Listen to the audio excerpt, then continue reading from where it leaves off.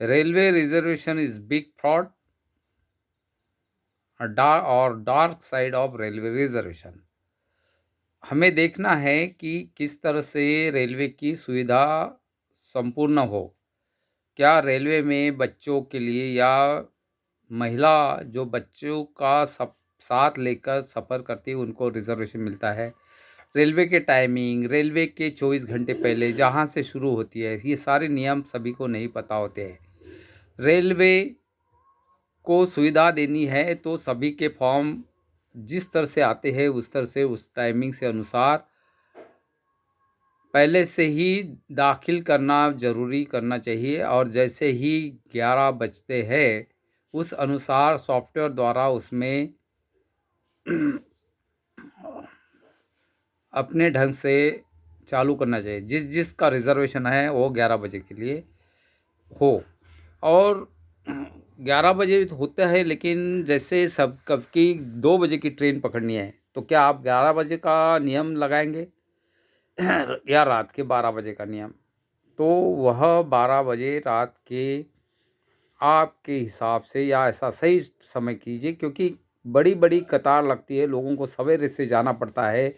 और बीच में दलालों का भी ये होता है कि मैं इस तरह से आपको टिकट दिलवा सकूँगा, या किसी को 2-2 बार टिकट निकालना पड़ता है। ये सारी चीज़ों का उसका अभ्यास होकर, और सिर्फ प्रॉफिट ये मोटो नहीं होना चाहिए। आईआरसीटीसी को यह देने के बाद उसके बाद किसको किसको टिकट जाती है। जैसे हर टीटी का एक बर्थ होता है, उसमें सबको सुविधा होती है, लेकिन सबको नहीं पता होता है। लेकिन सबको पता होगा तो उस बात का भी ध्यान रखना ज़रूरी है कि सबको मिल भी नहीं सकेगा। कभी कभी आपसी नागरिक का भी सहयोग होता है, जैसे हमारा रिजर्वेशन लास्ट समय तक नहीं होना बाद भी, हमारा वेटिंग का होने के बाद हमें नागरिक ने सहयोग दिया। तो धन्यवाद सभी का। और रेलवे का रिजर्वेशन के लिए यदि 72 टिकट्स एक बोगी में रहते हैं, उसमें एक सीटिंग कार का भी व्यवस्था कर सके जिसमें लोग आते जाते हैं, और डबल डेकर की भी व्यवस्था रेलवे में हो, जिससे लोगों का आना जाना सुविधापूर्ण रहेगा। उसके लिए पूरे भारतवर्ष में ऐसी व्यवस्था हो। डबल डेकर जैसे माउंट आबू रोड से जाते हुए ट्रेन में डबल डेकर दिखती है, लेकिन डबल डेकर यानी डबल एक के ऊपर एक माल वहन करने के लिए जाती है, और अहमदाबाद से मुंबई के लिए डबल डेकर जाती है। इसी तरह से सुविधा भारत भर में हो, तो इस तरह से सारी व्यवस्था हो। रेलवे के ट्रैक के लिए बार बार तोड़ा जाता है। पहले से 4 लाइन रेलवे क्रॉसिंग पे हो, रेलवे क्रॉसिंग सीधी हो, इस तरह से भी विचार करना चाहिए। लेकिन अभी हम विषय जो कर रहे हैं वह रेलवे रिजर्वेशन का है, लेकिन रेलवे रिजर्वेशन उसके लिए ऑफिसर्स की व्यवस्था।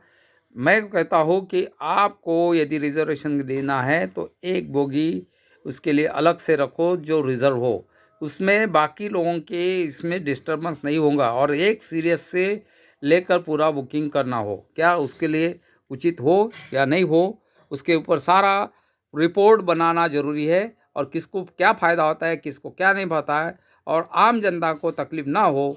वैसे ही जनरल की बोगी और उसमें भी रिजर्वेशंस और जनरल की बोगी 6 लगा के रखे, जिससे आम जनता को वहाँ से जाने में दिक्कत ना हो। वह बीच में 2, लास्ट में 2 और लास्ट में 2। क्योंकि अभी ट्रेन की लंबाई बढ़ाई जा सकती है। हाँ, प्लेटफॉर्म की कठिनाई हो सकती है, या फिर वहाँ से क्रॉसिंग होने के लिए भी दिक्कत हो सकती है। ये सहारा सुविधा होकर 1 नंबर प्लेटफॉर्म पे कौन सी ट्रेन जा सकती है।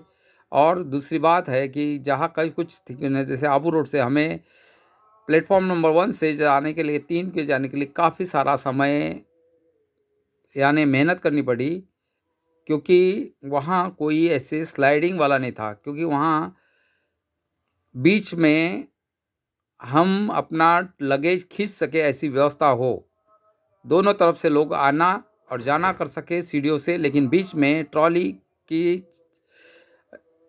लेकर जा सके। यह मेरा अनुरोध है रेलवे मंत्री जी को।